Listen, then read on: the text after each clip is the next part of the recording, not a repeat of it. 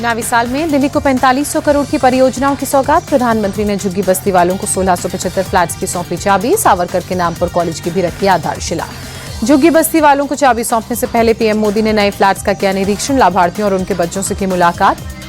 अशोक विहार में पीएम मोदी ने लोगों को किया संबोधित। बोले, भारत आर्थिक स्थिरता का प्रतीक बना। 2025 में हमारी भूमिका और सशक्त होगी। बहुत जल्द हम तीसरी सबसे बड़ी अर्थव्यवस्था बनेंगे। पीएम मोदी ने आपातकाल का जिक्र किया। बोले, जब तानाशाही के खिलाफ लड़ रहा था तब अशोक विहार ही मेरा ठिकाना हुआ करता था। नाम लिए बगैर पीएम ने केजरीवाल पर साधा निशाना। शीश महल का जिक्र कर कहा, मैंने कभी अपने लिए घर नहीं बनवाया, चाहता तो बना सकता था, लेकिन हर गरीब को घर मिले ये मेरा सपना। दिल्ली की आप सरकार पर पीएम का जोरदार अटैक। कहा, 10 साल में आपने शिक्षा व्यवस्था को नुकसान पहुंचाया। केंद्र के दिए आधे पैसे भी शिक्षा पर खर्च नहीं किए।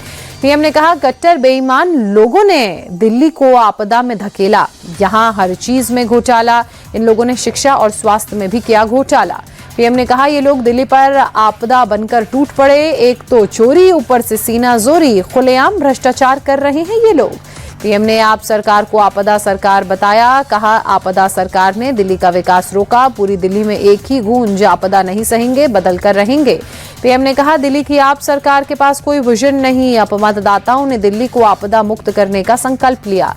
पीएम ने कहा, आपने दिल्ली को टैंकर माफियाओं के हवाले किया। इन लोगों के चलते ही दिल्ली वालों को गंदा पानी मिल रहा है। यमुना को लेकर भी पीएम मोदी का आप पर हमला। बोले, ये लोग कहते हैं यमुना की सफाई से वोट नहीं मिलता। अगर वोट नहीं मिलेगा तो क्या यमुना को बेहाल छोड़ देंगे?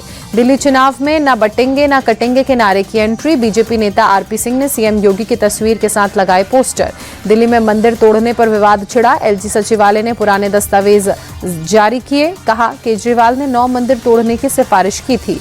एलजी ने कहा, केजरीवाल के कार्यकाल में मंदिरों को हटाने की फाइल भेजी गई थी। धार्मिक कमेटी की सिफारिश पर मुहर लगाई। दिल्ली में 2016 से 23 तक 22 मंदिरों को तोड़ने की मंजूरी। कांग्रेस नेता संदीप दीक्षित ने केजरीवाल पर साधा निशाना। कहा, आपने उच्च शिक्षा के लिए कुछ नहीं किया। केजरीवाल ने 70 कॉलेजेस बनाने को कहा था, 10 साल में एक भी नहीं बना। मतदाता सूची से हटाए गए लोगों से मिले आप सांसद संजय सिंह। कहा, बीजेपी केजरीवाल की विधानसभा से जानबूझकर वोट कटवा रही है, इसकी जांच होनी चाहिए।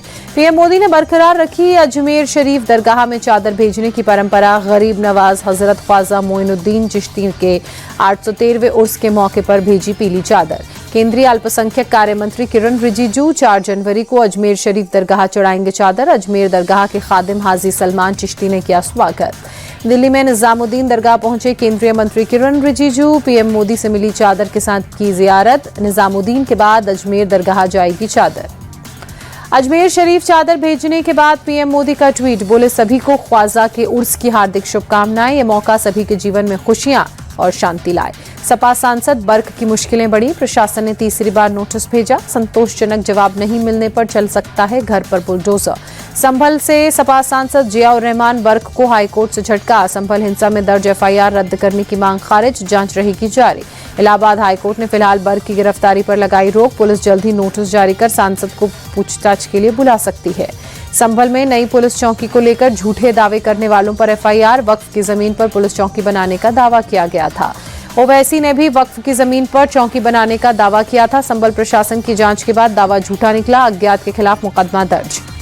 संभल में पुलिस चौकी निर्माण पर डीएम का बयान। बोले, पुलिस चौकी की जमीन वक्फ की नहीं, जमीन से संबंधित दस्तावेज पूरी तरह फर्जी।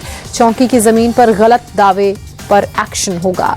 संभल हिंसा में शामिल आरोपियों की धरपकड़ जारी। पुलिस ने शाहबाज नाम के एक और आरोपी को अरेस्ट किया। पिस्टल और कारतूस बरामद। पीथमपुर में बवाल बढ़ा। आक्रोशित भीड़ ने पथराव किया। राम की एनवायरो फैक्ट्री का घेराव करने भीड़ आगे बढ़ी। पुलिस ने बैरिकेड्स लगाए।